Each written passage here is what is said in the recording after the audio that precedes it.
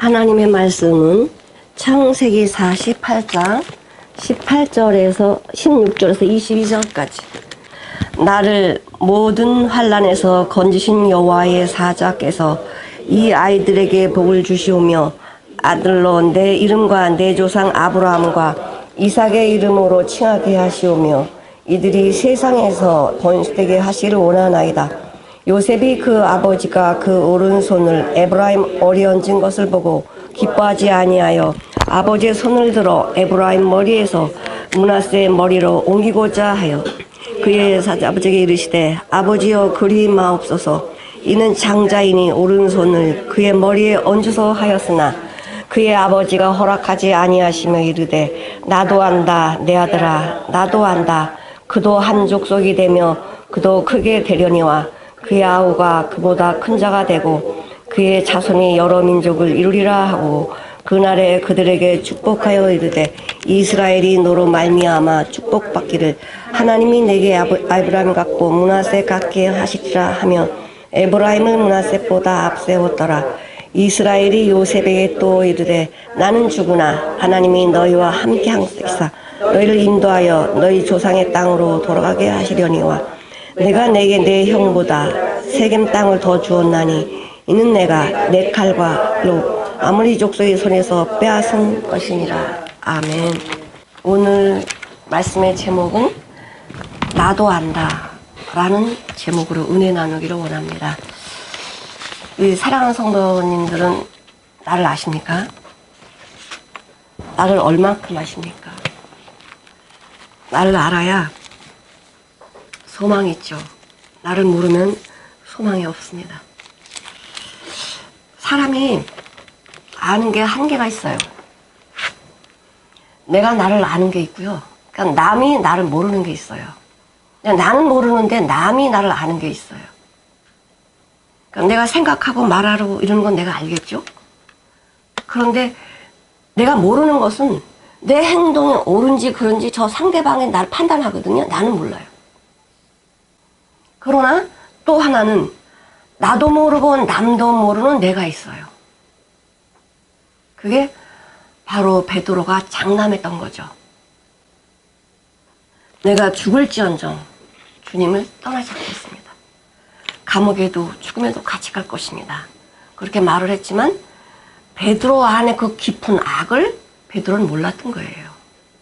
그러나 주님은 우리의 머리털까지 세심바 되신 주님은 내가 알지 못한 것까지도 다 아셔요. 그분은 전능자이시기 때문에 그래요. 전능하신 하나님이시기 때문에 다 아시는 거예요. 근데 우리 전능하신 하나님을 내가 아느냐 이겁니다. 전능하신 하나님을 알지 못하면 나도 알 수가 없고요. 나에게 소망도 없습니다. 오늘 제목 나도 안다. 이거 야곱이 한 말인데요. 야곱은 그 고난에 자기의 일생을 통해서 전능하신 하나님을 만났습니다.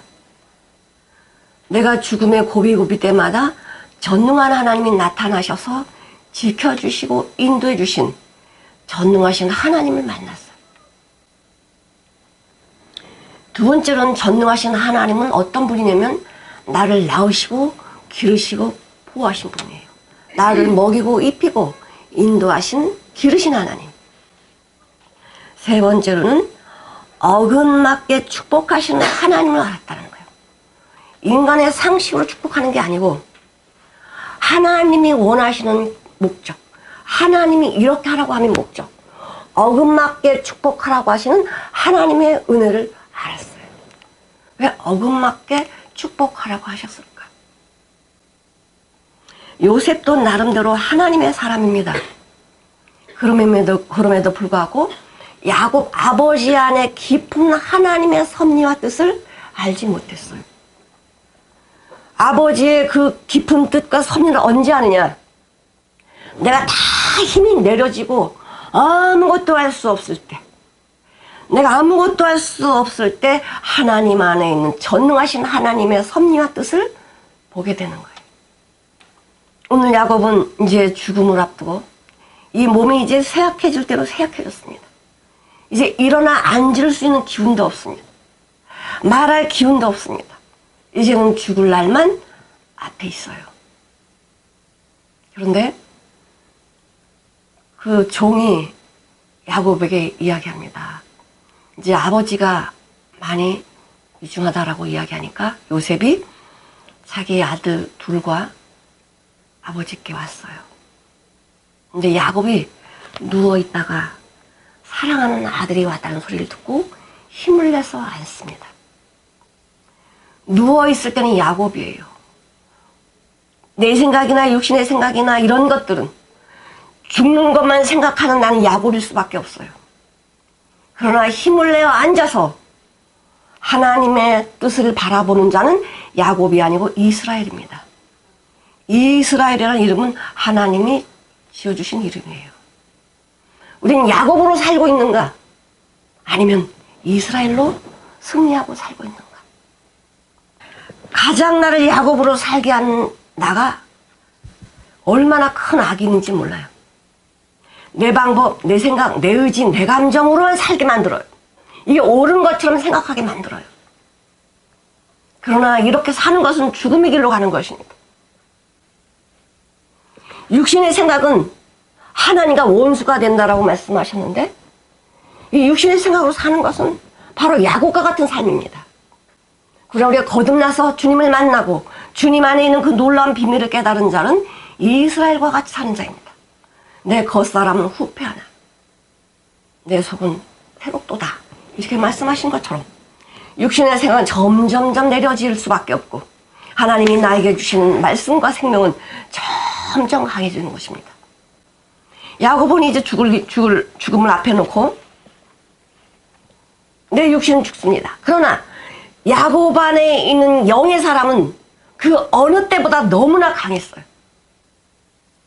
멀리 계시록까지 내다볼 수 있는 그런 전능한 하나님을 알고 있었습니다. 요한복음 16장에 보면은 하나님의 사랑하는 자녀들은 안다라고 하셨습니다. 안다. 뭐에 대해서 아느냐? 죄에 대해서 안다. 의에 대해서 안다. 심판에 대해서 안다. 죄는 하나님을 믿지 않는 게 죄다. 의는 하나님께서 해놓으신 모든 일들 그것을 믿음으로 받는 것이 의다. 이 세상 임금이 심판받았다. 넌 이 세상 임금의 종이냐? 그럼 너도 심판받은 거야. 이 세상 때문에 내 일생을 다 바친다면 거기에는 소망이 없습니다. 하나님께서 우리에게 놀라운 비밀을 예수님을 통해서 알게 해주셨습니다.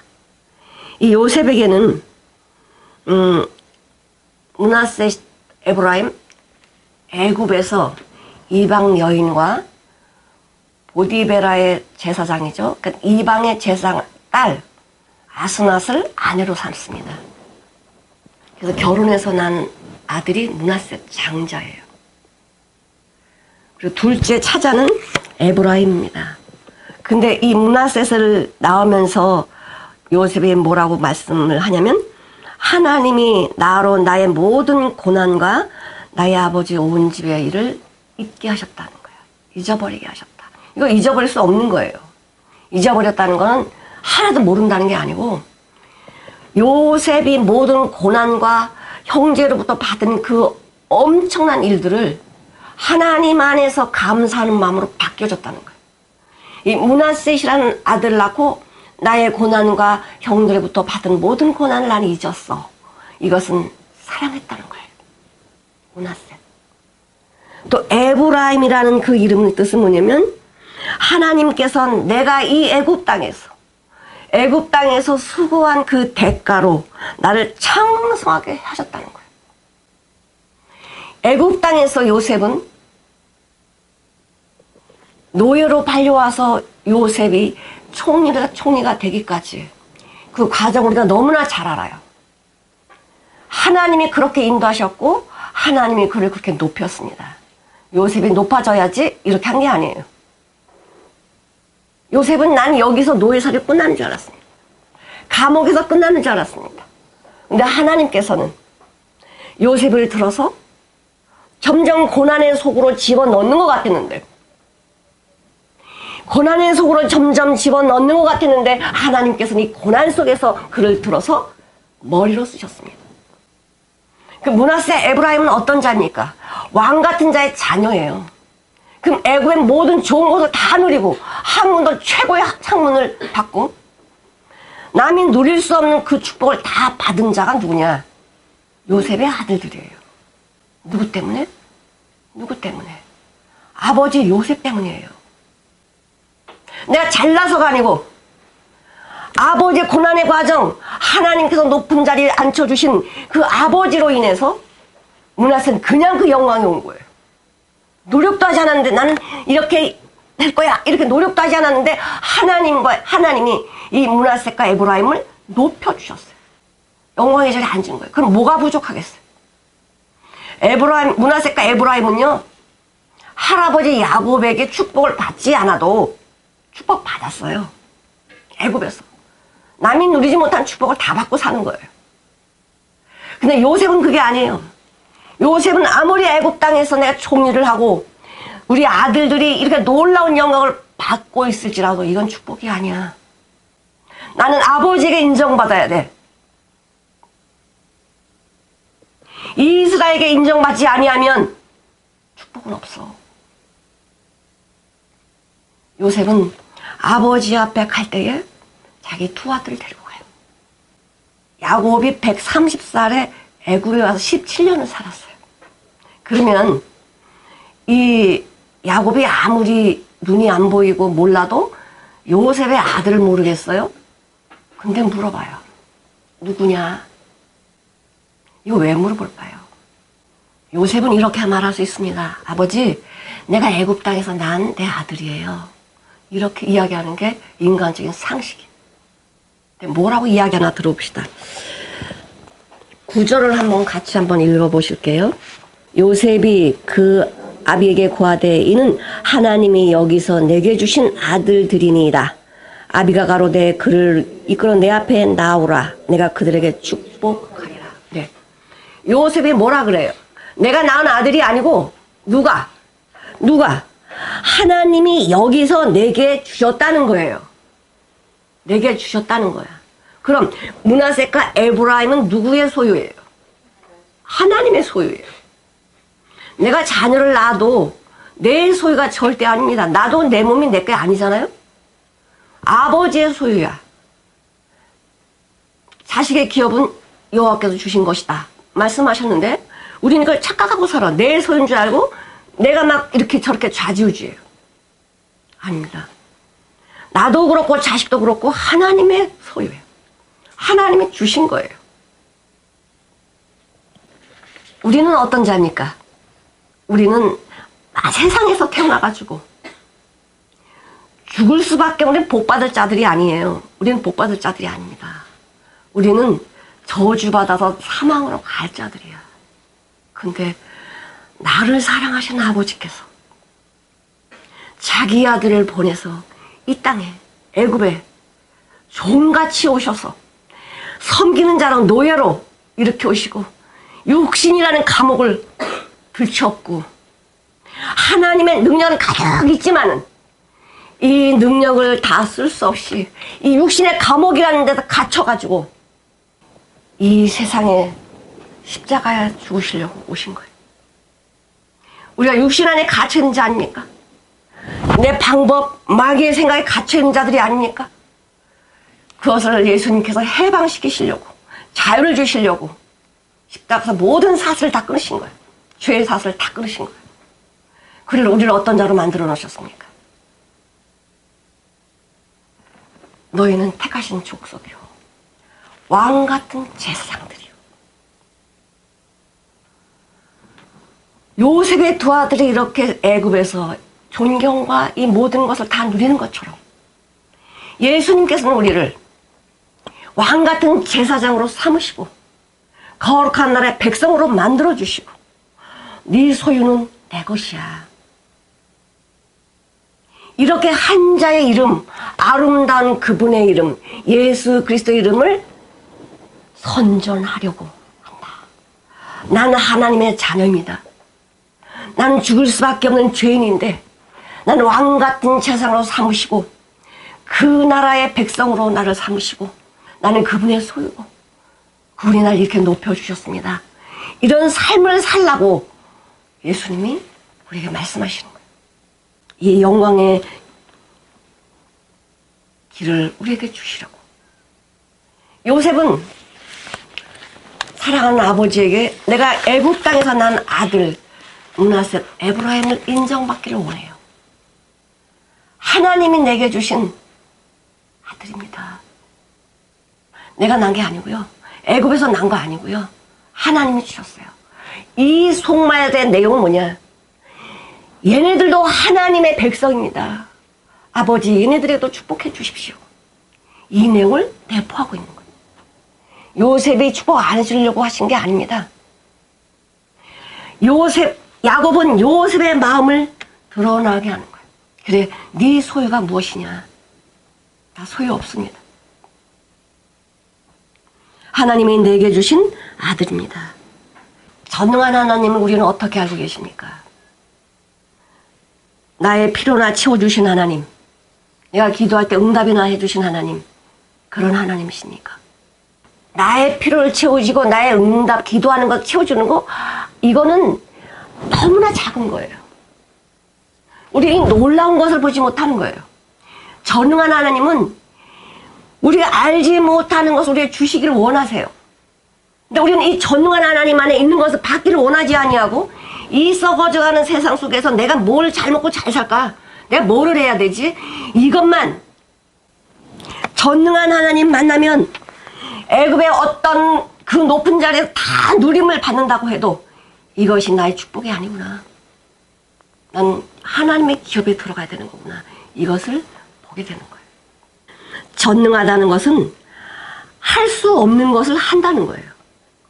할 수 없는 것을 한다. 근데 이 지금 야곱은 육신으로는 아무것도 할 수저 하나도 못 두는, 이제는 죽은 거랑 똑같아요. 죽은 거랑 똑같아. 너무나 약하고 극도로 쇠약한 상태를 홀레라고 그래. 홀레. 결혼하는 홀레가 아니고 홀레. 아무것도나 할 수 없어요. 손 하나 까딱할 수 없어요. 내가 뭔가를 할 수 있으면 강함이 오지 않습니다. 전능한 하나님을 알지 못해요. 근데 내가 정말 머리카락 하나도 들을 수 없을 때, 생각에 멈춰버렸을 때, 그때 전능한 하나님 만나게 돼요.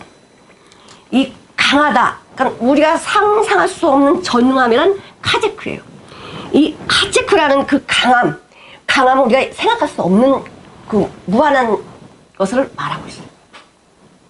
근데 그 전능한 하나님은 언제 우리가 알게 되냐면, 저 정말 아무것도 할 수 없습니다. 이럴 때 전능한 하나님이 딱 보여져요. 야곱은 너무나 이것을 철저하게 체험한 사람이에요. 자기 꾀, 자기 방법, 이것으로 평생을 살았던 사람 아닙니까? 그 4명의 자녀들, 부인과 자손들을 보십시오. 12명의 자식과 손녀들. 그게 다 있음에도 불구하고 끝까지 하나님하고 대적했습니다. 하나님 해보십시다. 야복강에서요. 그렇게 밤새도록 씨름했잖아요. 내가 한번 해보겠다는데 왜 힘을 안 주시는 거예요? 내가 해보겠다면 하나님 조금 밀어주세요. 그럼 나 할 수 있다니까요. 우리는 나를 알지 못하는데요. 내가 뭔가를 할 수 있을 때 하나님이 조금 이렇게 도와주면 하나님 없고 내가 했어. 하나님의 의를 억지로 복종하지 않습니다. 말씀을 듣지 않아요. 예수님이 왜 밤새도록 야곱과 씨름을 하느냐? 한도 빼치기 원치 않아요. 하나님의 자녀가 쩔뚝거리는 것을 하는 걸 원하는 부모가 어디 있습니까? 말을 너무나 안 들으니까, 야, 네 생각, 네 방법 내려놔. 그거 죽음의 길이야. 그래도 이것을 죽음의 길로 달려가려고 하는 야곱을 환도뼈를 칠 수밖에 없었어요. 사랑하니까. 에서의 손에 죽게 할 수 없잖아요. 그래서 환도뼈를 치니까 그때는 어떻게 해? 나 이제 다 끝났다. 이제 털썩 주저앉아가지고 딱 붙들고는 이제는 어떻게 해요? 나 죽여주세요. 나 축복 안 해주면 나 죽여주십시오. 이렇게 나가는 거예요. 네 이름이 뭐냐? 야곱. 그러니까 너 어떻게 살아니? 내 육신대로 내 생각대로 살았어요. 야곱 이름 버려라. 이제 이스라엘이라. 이스라엘로 살아라. 놀라운 이름을 받잖아요.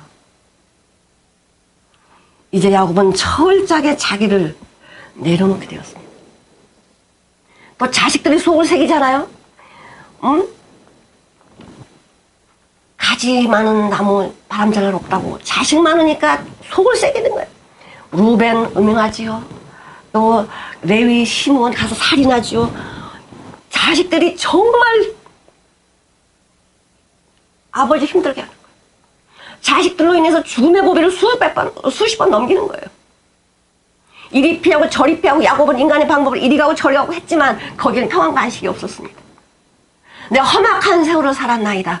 이런 과정을 겪으면서 야곱은 전능한 하나님이 어떤 분인지 봤습니다. 축복할 수 있는 그런 권위 앉은 자가 됐습니다. 아들들에게 축복할 수 있는 그런 믿음을 가진 자가 되었습니다.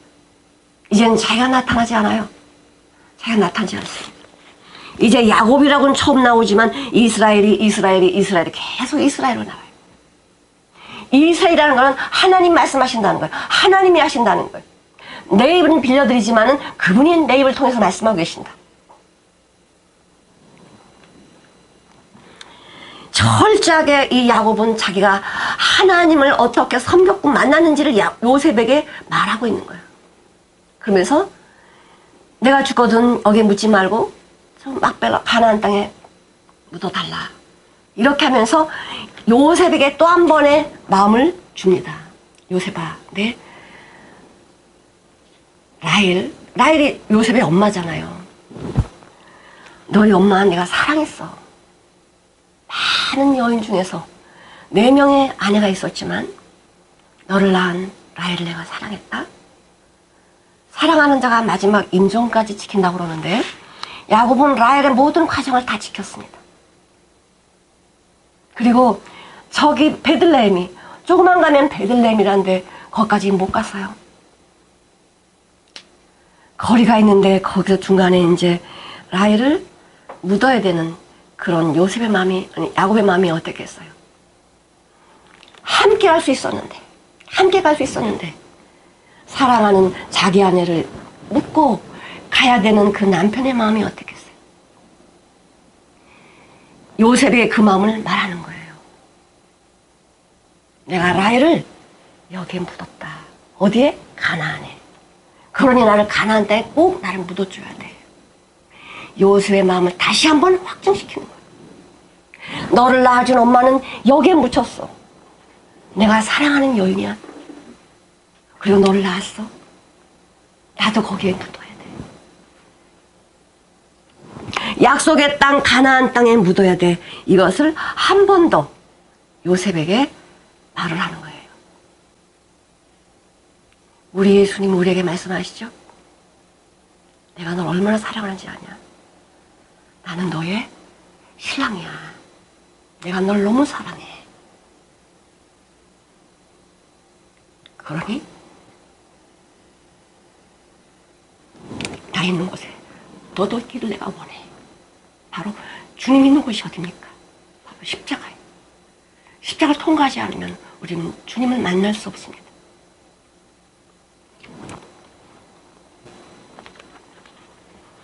전능하신 하나님을 만난 야곱은 이 비밀을 요셉에게 이야기하는 거예요. 우리는 어디를 바라봐야 돼요? 가나안을 바라봐야 돼요. 여기가 아무리 좋고 여기 모든 걸 다 누리고 살아도 우리가 갈 곳은 가나안이야. 하나님의 집, 하나님이 계신 곳, 거기 축복의 땅이야. 전능한 하나님을 성경에서 4번 나옵니다. 창세기에서 3번 나오고 계시록에서 1번 나와요. 언제 나오냐면 아브라함 99세 때에 전능한 하나님이 나타나셔서 말씀하셔요. 내가 아들을 주겠다. 인간의 힘으로는 0.001%의 희망도 없는 그들에게 내가 아들 주겠다라고 오시는 분이 전능한 하나님이에요. 우리는 이 말씀을 내 인간의 방법이나 인간의 생각으로 믿으면 그건 믿어지는 것이 아닙니다. 전능한 하나님은 내 육신의 생각으로 믿어지는 분이 아니에요. 또 한 번은 이삭에게 나타나십니다. 이삭에게 나타나셔서 전능한 하나님이 말씀하신다. 지금 야곱에게는 두 번 말씀하세요. 35장 11절과 48장 3절에서 말씀하십니다. 이 전능한 하나님을 아브라함, 이삭, 야곱 다 만났어요. 그럼 이분에게만 만나시냐? 우리는 만날 수 없는가? 아닙니다. 우리는 예수 안에 들어가면, 예수님의 생명 안에 들어가면 전능한 하나님을 우리는 보는 거예요. 만나는 거예요. 사는 거예요. 함께하는 거예요. 그분은 나의 아버지시고, 그분 나를 기르시는 분이고, 그분 나를 축복해 주시는 분이에요.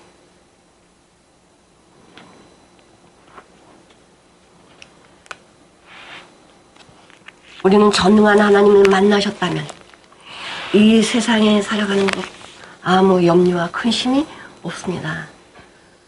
불가능을 가능케 하시는 분이시잖아요. 그런 분이 내 안에 계신데 우리가 무엇을 두려워하며 무엇을 염려하겠습니까? 전능한 하나님 우리에게 축복 주시는 게 뭡니까? 창세기도 말씀을 계속 말씀하시는 거예요. 생육하고 번성하라요. 생육하고 번성하라. 우리는 생육해서 번성할 수 있는 생명이 없어요. 우리 육신의 자녀를 아무리 70억 인구가 살아도 주님 만나지 않고는 다 죽은 생명이에요. 다 지옥 가는 생명이에요.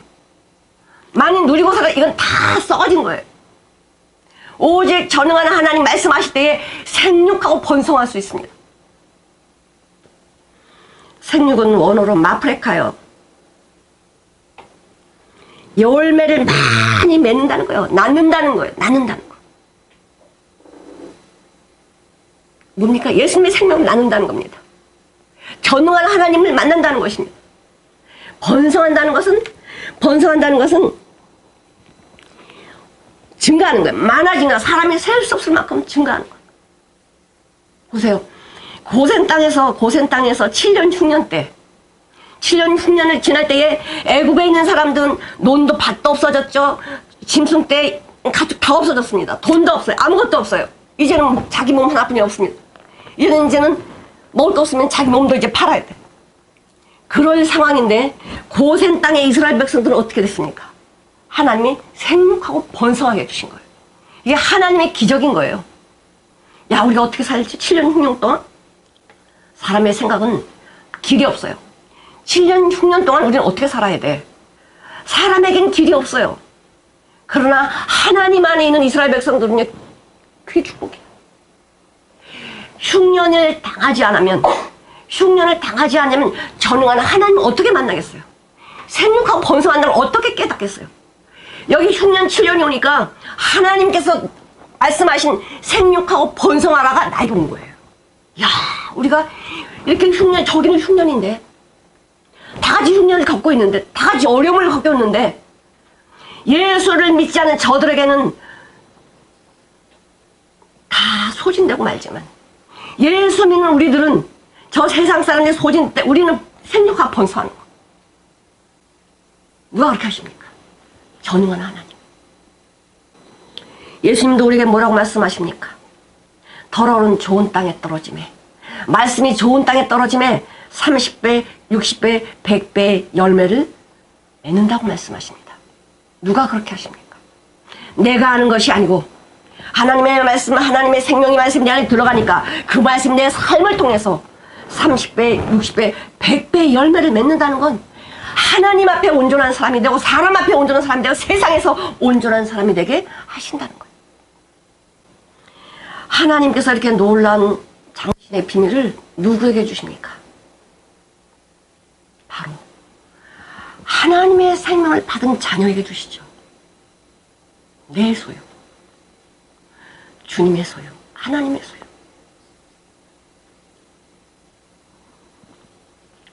또 야곱은 전능한 하나님이 나를 이렇게 날 나면서부터 지금까지 이렇게 인도해 주셨어. 다짐 요셉에게 자기의 삶을 이야기하는 거예요. 이렇게 하셨다 하나님이. 나를 이렇게 기르셨어. 내가 이렇게 한 게 아니고 하나님이 나를 다 기르셨어. 죽음의 상황에서 나를 살려주셨고, 희망이 없을 때 하나님이 희망을 주셨고, 내가 죽을 수밖에 없는 상황에서 그들이 와서 날 안아줬고, 이렇게 나를 기르셨어.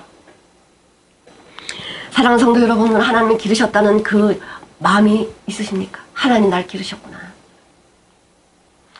기르셨다는 건요, 내가 아무것도 할 수 없을 때 이렇게 품에 안아 기르셨다는 거예요. 우리 그 어머니 그 노래가 있잖아요. 지금 어버이 노래 바뀌었지만 날 낳으시고 기르시고, 그 사랑의 손길이 나를 보듬고 기르셨다는 거예요. 그러니 그 품 안에, 하나님의 품 안에 있는 자들이 하나님이 날 품으셨구나라고 느낄 때의 그 마음이 어떻겠어요? 담대해지죠. 두려움이 사라지죠. 걱정이 없죠. 그 안에 뭐가 있어요? 축복이 있잖아요. 근데 그 기르시는 하나님을 만나지 못하면, 품에 안고 있는데 이걸 느끼지 못한다면, 내 방법, 내 재주, 내 생각으로 가야 하는데 이것이 죽은 생각이니까 날마다 근심해야 돼. 날마다 걱정해야 돼. 이 야곱은 나를 기르신 하나님을 발견하고 나서는 나 애굽으로 내려가지 않아. 지금 여기 먹을 게 없어. 그래도 애굽에 내려가지 않습니다.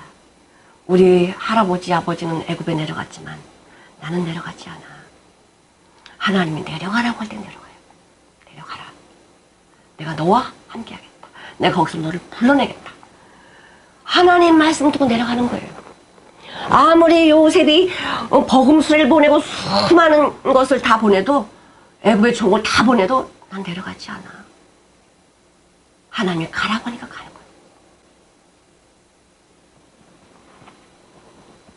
거예요. 전능한 하나님, 정말 이제는 이 야곱이 뭐라 그러냐면은, 야, 내가 너를 죽은 줄만 알았거든. 내 사랑하는 아내에서 낳은 아들 요셉이 어느 순간에 사라져버리고 죽었다라고 이야기하는데 얼마나 가슴이 아프겠어요. 요셉 만나기 전까지는 이 찢어진 가슴을 안고 살았겠죠. 하나님, 요셉이 살아있습니까? 그런데 세상에 죽은 줄만 알았던 요셉이 세상의 애굽의 총리가 돼가지고 죽을 수밖에 없는 이스라엘 자손들 다 먹여 살리고, 요셉만 본 것이 아니고 손주까지 봤으니 이거는 축복 중에 축복이야. 더 뭐 달라고 할 말도 없습니다. 아들보다 손주 손녀가 더 이쁘다 그러는데 이야기 들어보면 그래요. 그러니 야곱이 요셉 만난 것도 너무나 감사한데, 요셉의 소생인 므낫셋 에브라임 만나니까 얼마나, 이거는 말할 수가 없어요. 지금 그 얘기를 해요. 내가 너를 만날 것을 꿈에도 생각 못했는데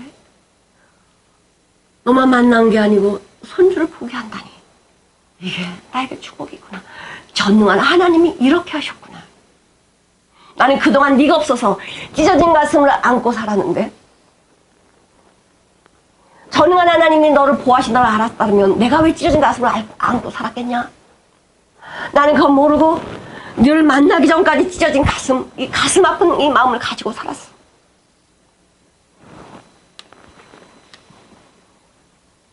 이 축복의 고백이 야곱에게서 나오는 거예요.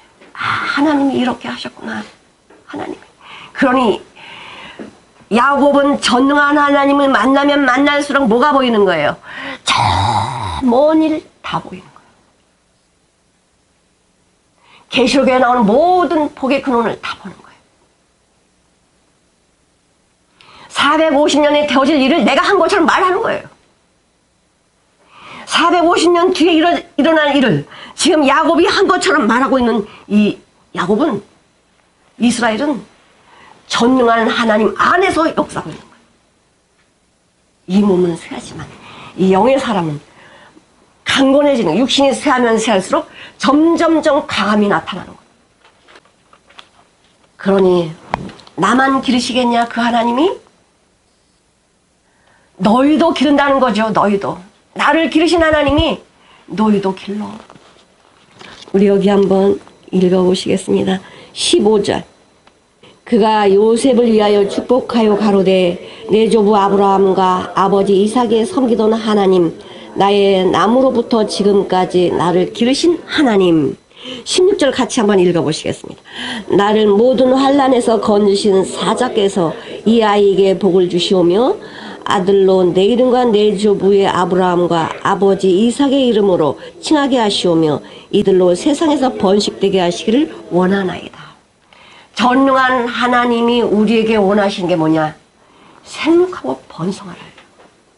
생육과 번성한다는 건 죽음은 그렇게 될 수 없습니다. 죽어있는 자가 어떻게 생육이 되고 번성이 되겠어요? 살아있기 때문에 네가 하나님의 자녀라면, 하나님의 생명을 거듭난 자라면 너는 생육하고 번성할 수밖에 없어. 이게 아버지가 원함이야.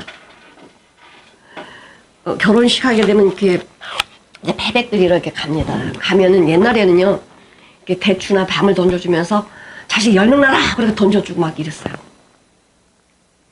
자식을 많이 낳는 게 이게 복이거든. 하나님의 육신의 자녀도 그런데 하나님의 생명을 거듭난 자녀들은 생육하고 번성하는 것이 하나님의 원하심이에요. 소원이에요. 하나님의 소원. 너희들도 나 이렇게 살았는데 내 인생이 험악한 인생이지만 하나님은 날 이렇게 기르셨어. 날 품에 안고 당신의 품에 안고 날 기르셨어. 너희들도 그렇게 기르실 거야. 이것을 지금 야곱이 요셉과 두 아들에게 말하고 있는 거예요. 야곱에게는 루벤이라는 장자, 시몬 둘째예요. 셋째가 레위, 넷째가 유다야. 근데 장자는 루벤이에요. 그런데 야곱은 요셉을 장자로 세웠습니다. 장자는 2배의 다른 형제들보다 2배의 축복을 받아요. 그래서 이 야곱이 요셉을 장자로 인정하고 에브라임 므낫세 두 아들을 자기 아들로 삼아요. 자기 아들로. 에브라임 므낫세는 내 아들이다. 그리고 그의 네 아들로 삼아라 그래. 야곱의 아들이어야 축복받는 거예요. 하나님의 자녀가 되어야 축복받는 거예요. 야곱은 에브라임 므낫세를 자기 아들로 삼았습니다. 그리고는 이 장자권, 자녀의 축복권을 받게 하는 거예요. 계시록 7장에 보면 12지파가 나오죠. 12지파에 누가 나옵니까? 므낫세, 요셉이 나와. 에브라임은 요셉으로 하나가 돼요. 왜냐하면 축복을 받았는데 이 에브라임이 우상을 섬겨요. 참 마음 아픈 일이지만은 그 야곱이 그 먼 날 보고 축복을 다 해주잖아요.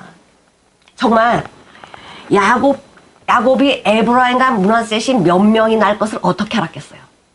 근데 정말 에브라임에게 므낫셋 축복을 해주시는데 이제 이 야곱이 아버지에게 인정받고 싶은 거예요. 이 자기가 낳은 아들, 애굽에서 난 이방 여인에게 낳은 아들을 이스라엘의 택한 백성으로 만들기를 원하는데 아버지가 인정이 안 되면, 아버지가 인정 안 하면 끝나는 거거든.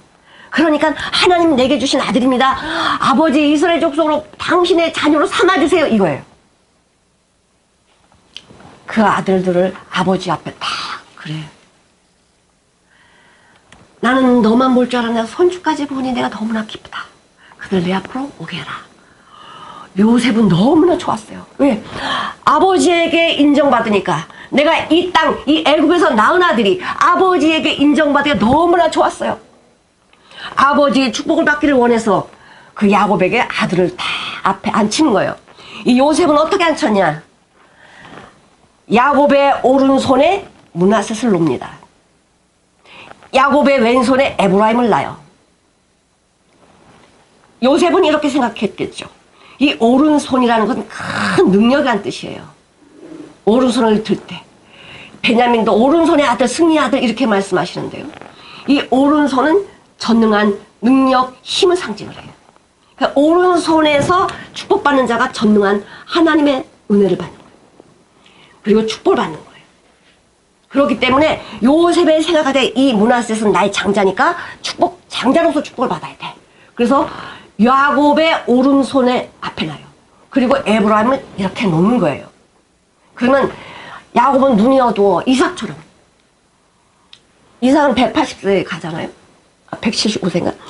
이렇게 눈이 어두워서 야곱인지 에서인지 구분도 못하고 축복해줬단 말이에요. 야곱은 눈이 어두워서 안 보여. 얘가 누구냐라고 말했잖아. 안 보이는 거야. 얘가 누군지 몰라. 얘네들이 누구냐? 하나님이 내게 준 아들들입니다. 앞에 앉혀서 안 보이는 거예요. 오른손에 므낫셋을, 왼손에 에브라임을 야곱은 이렇게 요셉의 생각대로 놓은 거예요. 근데 야곱은 영의 눈이 열린 사람이야.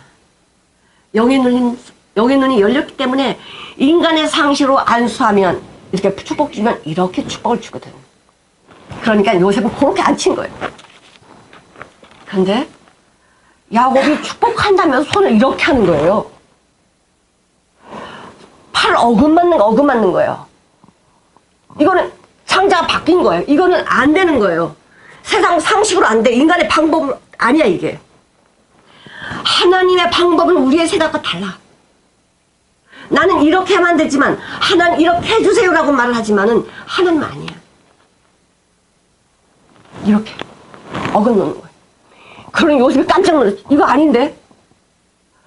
아버지 그거 아니에요. 이렇게 해야 돼요. 이렇게. 아버지 안 보일 때 모르시죠? 이렇게 해야 돼. 이렇게. 야곱이 뭐라 그래요? 17절부터 19절까지 같이 한번 읽어보시겠습니다. 17절. 요셉이 그 아비가 우수를 에브라임 머리에 얹은 것을 보고 기뻐 아니하여 아비의 손을 들어 에브라임 머리에서 므낫세 머리로 옮기고자 하여 그 아비에게 이르되 아버지여 그리 마옵소서 이는 장자니 우수를 그 머리에 얹으소서. 아비가 허락지 아니하면 가로되 나도 안다 내 아들아 나도 안다.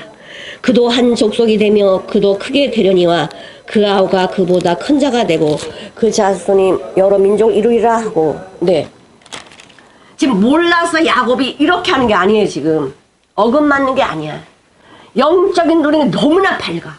그래서 손을 딱 어긋맞고 인간의 생각, 요셉의 생각을 딱 끊어버리고 하나님의 방법, 하나님의 계획대로 하는 거예요. 하나님 우리 계획 속에서 내가 원하는 대로 안 해준다고 해서 왜 하나님 이렇게 하시지? 그거 아닙니다. 내가 원하는 방향, 내가 원하는 그 계획대로 안 해주신 게 하나님의 축복인 거예요. 우리가 이것이 없으면 우리는 저주받은 인생이에요. 주님의 십자가가 없으면 우리는 축복받은 자들이 아니에요. 우리 예수님은 받아들이시죠. 그러면서 그 영광을 우리에게 주셨습니다. 우리에게 옮겨주셨어요. 우리 주님이 십자가에 죽으시면서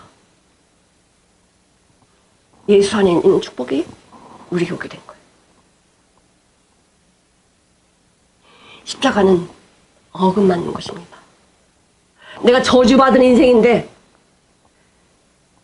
우리 하나님께서 나를 축복의 길로 인도해 주신 것이 십자가예요. 우리 생각으로 상식으로 말이 맞지 않아요. 당신이 하나님의 아들이면 이 땅에서 저 못된 걸 다 물리치고 이 나라를 세워야 되지 않겠습니까?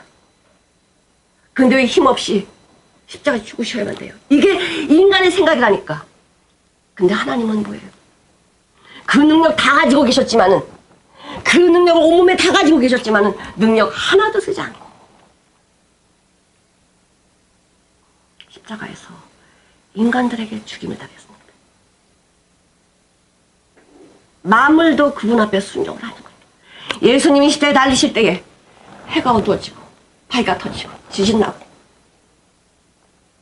백부장이, 거기에 있던 백부장이 놀랐습니다. 야, 진짜 하나님의 아들이구나. 거기에 있던 백부장이 나중에 순교를 해요. 순교. 하나님께서 어긋나지 않았다면, 손을 어긋나지 않았다면 우리는 축복받은 자들이 아니에요. 우리는 이 비밀을 몰랐던 거예요. 요셉은 이 비밀을 몰랐던 거예요. 그게 하나님이 축복해 주신 게 어떻게 되어졌냐면, 그 에브라임을 장자로 축복해 주셨잖아요. 므낫세는 차자의 자리에서 축복을 받게 되었습니다. 생육하 번성하라. 어떻게 됐냐면 그 에브라임이 이제 축복을 받고는 그 자손이 몇 명이나 되냐면은, 그 1차로 출애굽할 때 인구조사를 하는데요. 인구조사를 하는데 20세 이상 전쟁에 나갈 만한 용감한 사람들을 말하는 거예요. 그러니까 믿음의 용사들을 말하는 거예요. 힘 있는 사람들을 말하는 것입니다. 그들이 45,000명이야. 그러니까 그 에브라임 자손들이 45,000명 생육합 번성했습니다. 므낫셋은 32,000명이에요. 차이가 엄청나죠. 므낫셋이 장자인데, 저걸로 보면은. 근데 2차적으로 인구조사할 때는 나도 한다 하면서 야곱이 그러잖아요. 그도 한 민족을 이룬다라고 말씀하시잖아요. 그래서 어떻게 되냐면 2차로 인구조사할 때는 에브라임이 32,500명이에요. 32,500명이 므낫셋이 52,700명이에요. 증거했어요. 에브라임은 우상을 섬겼습니다. 자기 생각, 자기 방법으로 간 거예요.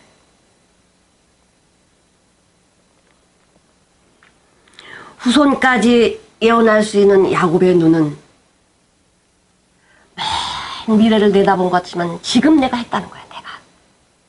그래서 여기 보시면 22절 한번 보시겠습니다. 내가 네게 네 형제보다 일부분을 더 주었나니 이는 내가 네 칼과 할로 아모리 족속의 손에서 빼앗은 것이니라. 근데 여기서 보면 내가는 야곱이에요. 네게는 요셉이에요. 그러니까 야곱이 요셉에게 네 형제보다 일부분을 더 주었나니, 둘이잖아요. 므낫세, 에브라임. 그런데 이는 야곱이 내 칼과 활로 아모리 족속의 손에서 빼앗은 것이라. 지금 이 야곱은 이제 힘이 하나도 없어 죽어가는데 언제 야곱이 칼로 가져서 아모리 족속을 이겼습니까? 지금 내가 죽은데 언제 가서 아모리 족속을 쳐부쉈냐 이거예요. 이게 450년 뒤의 일을 지금 예언하는 거예요. 그래서 그 아모리 족속은요, 가나안에 7족속이 있었는데 7족속 중에 가장 우두머리가 누구냐? 아모리 족속이에요. 아모리 족속이 가장 힘이 세. 이 족속만 패하면 나머지는 다 그냥 패할 수 있어요. 근데 이 아모리 족속을 다 패야 돼. 그런데 지금 야곱은 450년 뒤에 일어나지 지금 내가 했다라고 이야기하는 거예요. 이렇게 하나님께서는 1.1에게도 빈틈이 없이 야곱을 통해서 말씀하시는 거예요. 계시록에 보면 12지파가 있는데 단지파가 빠져요. 단지파는 형제들을 참 힘들게 했던 지파가 단지파예요. 에브라임 빠지고 요셉이 들어가요. 므낫셋 들어갑니다. 그러니까 므낫셋, 요셉 이렇게 들어가요. 계시록 7장에도 그 12지파가 들어가고 14장에도 12지파 14만 4천 명 말씀하시잖아요. 이들이 새 노래를 부른다. 새 노래는 예수님의 생명 거듭난 자들은 새 노래를 부를 수밖에 없어요. 주님을 따라갈 수밖에 없어요.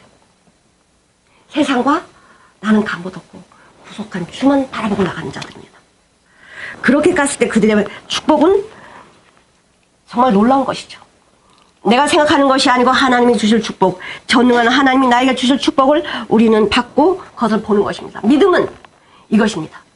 야곱은 지금 죽을 수밖에 없는 지금 육신을 지금 죽음에 내려놓고 있지만 믿음을 보고 있었습니다. 믿음을 바라는 것들이 실상이요. 이 실상을 당겨왔습니다. 내가 아모리 족속을 이겼어. 보지 못하는 것도 증거니라. 야곱은 이것을 믿음으로 보고 말씀하신 거예요. 내 안에 계신 예수 그리스도께서 우리에게 믿음을 주시면 그 믿음으로 우리는 무엇을 합니까? 바라는 것들의 실상. 내가 바라는 게 아니고 예수님이 내 안에서 나에게 정말 영광된 것을 주시고자 하는 그 바람. 예수님 나를 통해서 일하시고자 하는 그것들을 실상 우리에게 주시는 거예요. 이것이 증거라고 말씀하시는 거예요. 우리는 시간과 공간을 초월할 수 없습니다. 그러나 하나님의 말씀은 시간과 공간을 초월해서 우리가 죽으면 시간, 공간을 그냥 초월해요. 육신을 가지고 있기 때문에 우리는 시간과 공간을 초월할 수 없습니다.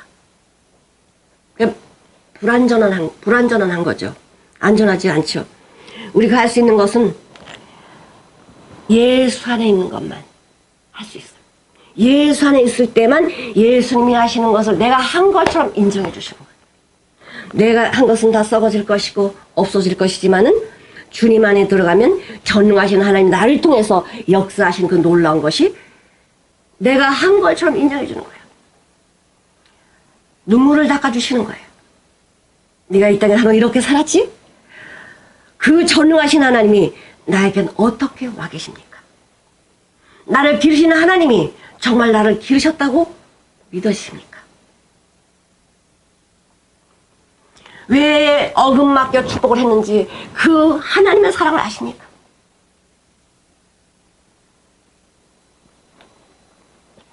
누가복음 2장 7절에 맏아들라 강보에 쌓여 구에 누였으니 우리 예수님 맏아들로 오셨고 우리는 자녀로 왔습니다. 이제 둘째로 다 온 거 우리는 둘째예요. 찾아요. 그러나 예수 안에 있는 그 장자의 축복권, 예수 안에 있는 유업, 예수 안에 있는 모든 것, 세상을 만드시고 창조해 주신 그 예수 안에 있는 맏아들 안에 있는 모든 것을 누구에게 주셨습니까? 이렇게 어긋맞춰서 나에게 주신 거예요. 그분 안의 것을 나에게 주셨어요. 예수님의 생명으로 인해서 그분이 누리고 있는 걸 다 누릴 수 있도록 나에게 축복해 주시고 그분이 갈 수 있는 길을 갈 수 있도록 축복해 주시고 하나님의 놀라운 은혜와 사랑을 우리는 말하지 않을 수 없습니다. 이것을 발견한 자는 야곱처럼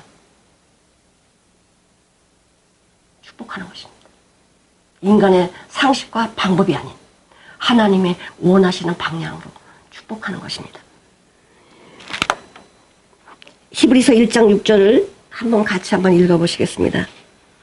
또 맏아들을 이끌어 세상에 달이 돌아오게 하실 때에 하나님의 모든 천사가 저에게 경배할지어다. 네, 로마서 8장 29절을 한번 보시겠습니다. 로마서 8장 29절. 하나님이 미리 하신 자들로 또한 그 아들의 형상을 본받게 하기 위하여 미리 정하셨으니 이는 그로 많은 형제 중에서 맏아들이 되게 하심이니라. 네. 형만은 아무 없다고 하는데 우리는 그 맏아들 되신 예수 그리스도의 본을 보고 우리는 살아가는 거예요. 그분의 형상과 모양과 그분 안에 있는 모든 것을 우리에게 주셨어요. 나도 한다. 야곱이 말했던 나도 한다 이 놀라운 비밀을 사랑하는 성도님들도 아십니까? 나도 한다. 나도 한다 이 비밀을. 야곱이 이제 모든 과정을 끝내고 이제 죽음을 앞두고 있을 때 이 놀라운 축복을 하는 나도 한다라는 이 귀한 은혜의 말씀이 우리 사랑하는 성도님 마음 안에 나도 알아요. 전능하신 하나님이 어떤 분인지 나도 알아요. 나를 기르신 아버지가 나에게 어떻게 하시는지 나도 알아요. 왜 십자가를 통해서 나를 구원해 주셨는지 나도 알아요. 기도하시겠습니다.